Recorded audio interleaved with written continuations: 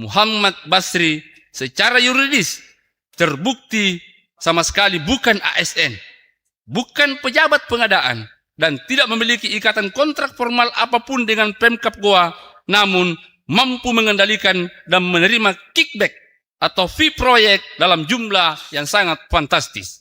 Dugaan penyimpangan pada pelaksanaan pengadaan seragam sekolah gratis tahun anggaran 2025. 1. Pokok penyelidikan pengadaan seragam gratis. Penyelidikan dipusatkan pada adanya indikasi kuat pengaturan proyek atau pengondisian penyedia, intervensi pihak luar non-pemerintahan, konflik kepentingan, serta dugaan aliran dana fee proyek yang mencederai prinsip transparansi dan akuntabilitas pengadaan barang dan jasa pemerintah. Yang kedua, proses pemeriksaan dan pengumpulan alat bukti. Pansus memeriksa saksi-saksi di bawah sumpah, di antaranya Kepala Dinas Pendidikan selaku KPA, pejabat pembuat komitmen atau PPK, panitia penerima hasil pekerjaan atau P2HP, Kepala UKPBJ Goa, Direktur dan Marketing PT Urban Retail Indonesia Internasional, Inspektur-Inspektorat Kabupaten Goa, Kepala Badan Pengelola Keuangan Daerah Kabupaten Goa, serta seorang yang diduga perantara bernama Saharudin. Dokumen penting yang disita dan diverifikasi secara silang meliputi DPA APBD pokok tahun anggaran 2025, anggaran awal seragam tingkat SD hanya 100 juta rupiah. DPA APBD perubahan tahun anggaran 2025 yang melonjak menjadi 16 miliar. 3. Dokumen kontrak utama dengan penyedia PT Urban Retail Internasional tertanggal 5 Juni 2025 senilai 15,9 miliar serta adendum kontrak tanggal 21 Juli 2025 senilai 15,7 miliar.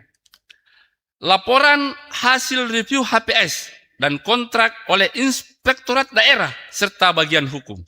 Kelima, dokumen pencairan berupa SPP, SPM, SP2D serta bukti transfer perbankan yang asli. Yang ketiga, persesuaian alat bukti dan fakta aliran dana. Pansus menemukan persesuaian mutlak antara alat bukti dokumen dan keterangan saksi yang membongkar praktek di balik layar. Sebelum proses tender resmi berjalan, telah terjadi komunikasi insentif non-prosedural.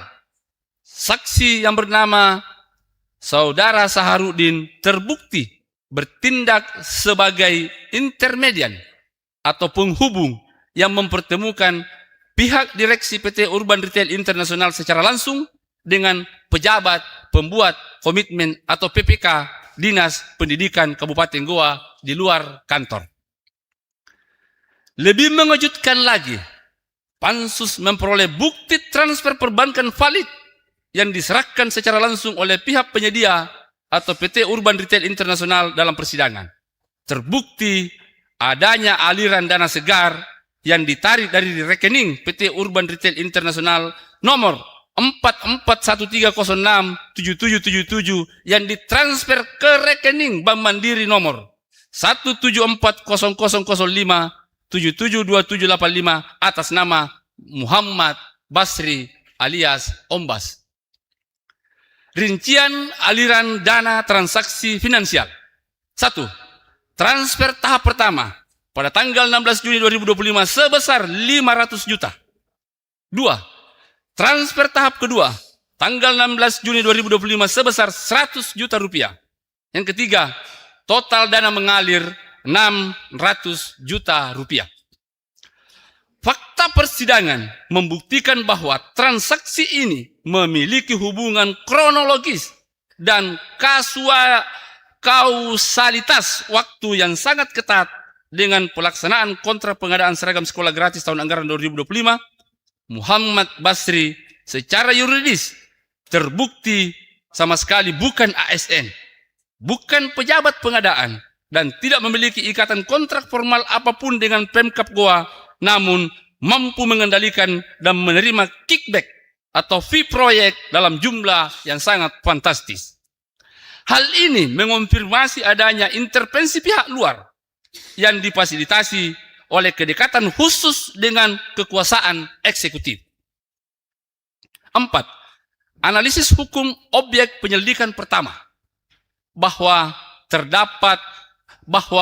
terhadap fakta tersebut panitia khusus berpendapat bertentangan dengan: pertama, pasal 10 ayat 1 Undang-Undang Nomor 30 Tahun 2014 tentang administrasi pemerintahan yang mengatur bahwa penyelenggaraan pemerintahan wajib berpedoman pada asas-asas umum pemerintahan yang baik atau AUPB, yaitu asas kepastian hukum, kemanfaatan, ketidakberpihakan, kecermatan, tidak menyalahgunakan kewenangan, keterbukaan, kepentingan umum, dan pelayanan yang baik. Yang kedua,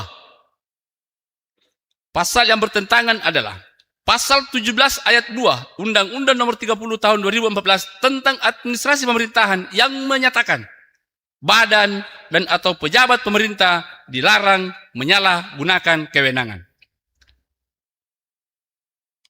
Yang ketiga, bertentangan dengan pasal 76 ayat 1 huruf A, D, dan E Undang-Undang Nomor 23 Tahun 2014 tentang pemerintahan daerah yang menyatakan bahwa daerah dilarang, yang menyatakan bahwa kepala daerah dilarang: 1.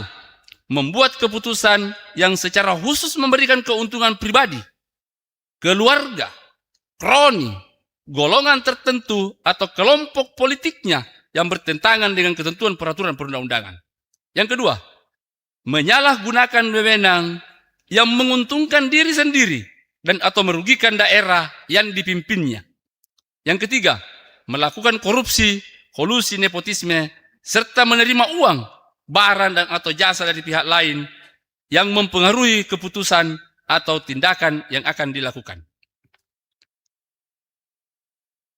Pasal yang bertentangan yang keempat adalah pasal 6 dan pasal 7 Peraturan Presiden Nomor 16 Tahun 2018 sebagaimana telah diubah dengan Peraturan Presiden Nomor 12 Tahun 2021 tentang pengadaan barang dan jasa pemerintah yang menyatakan bahwa pengadaan barang dan jasa dilaksanakan berdasarkan prinsip efisien, efektivitas, transparan, terbuka, bersaing, adil, dan akuntabel, serta semua pihak yang terlibat dalam pengadaan barang dan jasa mematuhi etika pengadaan.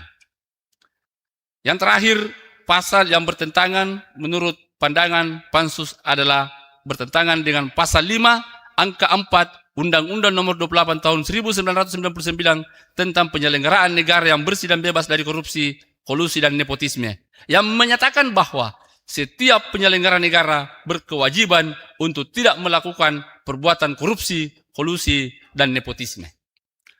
Berdasarkan ketentuan tersebut, panitia khusus berpendapat bahwa fakta hasil penyelidikan menunjukkan adanya dugaan penyimpangan yang tidak sejalan dengan prinsip tata kelola pemerintahan dan tata kelola pengadaan barang dan jasa pemerintah.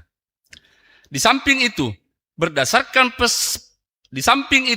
berdasarkan persesuaian keterangan saksi, dokumen dan alat bukti lainnya, serta pendapat ahli hukum pidana dari Universitas Hasanuddin Makassar, maka panitia khusus juga berpendapat bahwa rangkaian fakta yang ditemukan tidak hanya menunjukkan dugaan penyimpangan administrasi pemerintahan, tetapi juga mengandung indikasi penyalahgunaan kewenangan yang berpotensi memenuhi unsur tindak pidana korupsi, khususnya sebagaimana dimaksud pada pasal 3 Undang-Undang Nomor 31 Tahun 1999, sebagaimana telah diubah dengan Undang-Undang Nomor 20 Tahun 2001 tentang pemberantasan tindak pidana korupsi. Namun demikian, penilaian mengenai terpenuhi atau tidaknya unsur tindak pidana merupakan kewenangan aparat penegak hukum sesuai dengan ketentuan peraturan perundang-undangan.